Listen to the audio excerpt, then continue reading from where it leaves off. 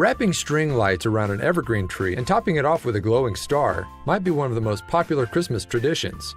Few can deny the beauty that radiates from a lovingly decorated tree. Still, these trees, most notably fresh ones, bring some problems too. Pine needles are flammable, while tree sap can stain your carpet until you have no choice but to rip it out. Your tree can fall over, catch fire, or do any number of unsavory things, including something that's been surprising far too many families this holiday season. Take what happened to the Spisos family of Washington, D.C. in 2011, for instance. They didn't know about the dangers hiding in plain sight within the branches of their Christmas tree until it was too late. If they had, they might not have purchased a tree at all. So what is this thing? Some of them look like a knot of rope, while others look like a fat, furry slug with its head cut off. Regardless of their appearance, they're all capable of causing lots of trouble if you accidentally bring one inside your house. To figure out what this thing is, consider that Christmas trees come from the outdoors. Anyone old enough to dig in the dirt knows that there are some stomach-churning stuff out there, and that's a phrase you could use to describe the bulb that was found on the Spisos tree. With all manner of creepy crawlies that call the great outdoors their home, a certain few are going to find their way into the branches of an evergreen. And if they do, they might create an egg pod, or ootheca, like this. So what was inside the egg pods in the Spisos Christmas tree? These pods don't just contain a single egg. Oothecas are hardened protein capsules that encase, stabilize, and protect dozens upon dozens of eggs. So when the eggs hatch, insects come flooding out of them, and potentially into your living room. So imagine coming home from a Christmas dinner. You take off your coat, kick off your shoes, and ease into your couch cushions, when you notice you're sharing your couch with these guys. That's what the Spisos family was dealing with.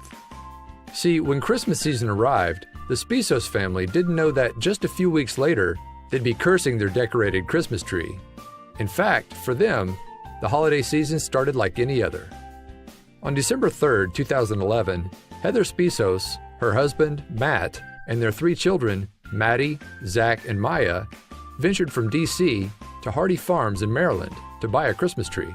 It was a family tradition they looked forward to every year. The family found a tree they liked. It was a bit fat on the bottom and without the stereotypical perfect triangle shape, but it was pretty nonetheless. And unbeknownst to them, it had an unhatched ootheca hidden in its branches. Normally, tree lots shake down their evergreens to make sure the oothecas don't hitch a ride. Knocking the trunk on the ground a few times would typically be enough to loosen any egg pods. Not this time, though. For a month and a half, the tree stood in the Spisos home, a shining reminder of holiday cheer. Meanwhile, without incident, the oothecas remained unhatched. Eventually, when the calendar hit mid-January, the Spisos family's luck ran out. On the night in question, the night the Spisos family faced a holiday nightmare, they were out at dinner with plans to dispose of the Christmas tree later that evening. As they ate, life stirred inside the ootheca, and then life broke through. At first, only a few of the bugs likely left the comfort of their hardened protector. Perhaps it was when the Spisos family was driving home from their meal that the ootheca finally spit out the rest of the newborn creepy crawlies inside. Over 200 of the insects had sprung from the egg case and right into their living room. Yikes. So what exactly did the Spisos family find 200 of in their living room? And what did they do about it? Back from their dinner trip, too late to dispose of their tree, the family was face to face with a swarm of baby bugs that had already started eating each other out of hunger.